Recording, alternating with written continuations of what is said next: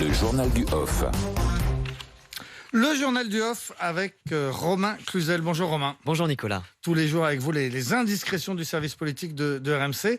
Aujourd'hui, à peine arrivé au gouvernement, Damien Abad est au cœur de la tempête. Oui, deux femmes accusent le nouveau ministre des Solidarités de viol en 2010 et 2011. L'une d'elles avait déposé plainte classée sans suite. Hier, Damien Abad a contesté avec la plus grande force ces accusations.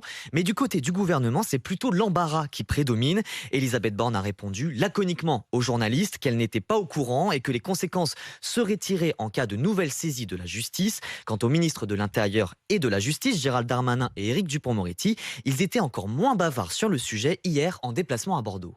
Nous n'avons pas de commentaires à faire. Encore une fois, la Première ministre s'est exprimée ce matin. On la laissera s'exprimer de nouveau si elle le souhaite. Je pense que par ailleurs, elle a été très claire.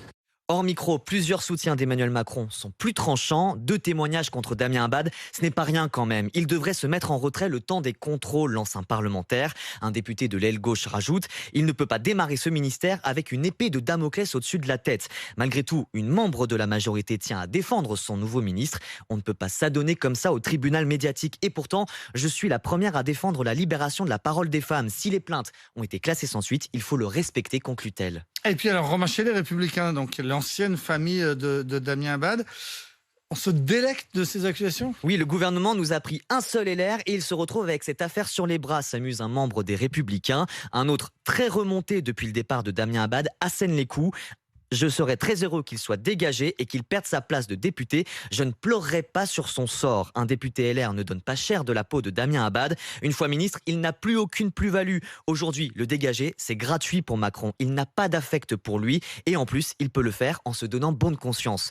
Attention au retour de boomerang, ça alarme tout de même un élu local. Damien Abad était chez nous il y a encore quelques jours. C'est difficile de le traiter de tous les noms, remarque cet ancien membre de la campagne de Valérie Pécresse. Alors Emmanuel Macron, lui, ne s'est pas encore exprimé sur le sujet, mais il en a profité pour rappeler une règle.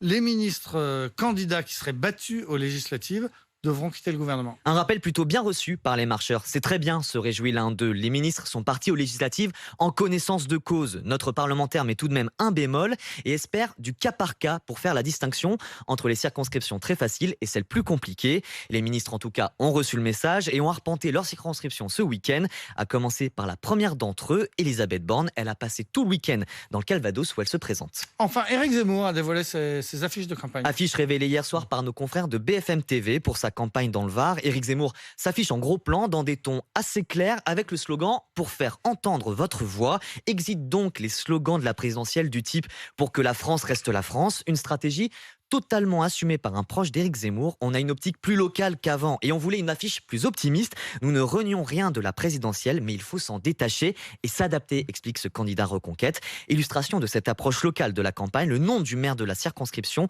Marc-Étienne Lansade, l'un des premiers soutiens d'Éric Zemmour, est assez mis en évidence. Voilà, c'était le journal du Off signé ce matin Romain Cluzel. Tout de suite, les meilleurs moments de la matinale.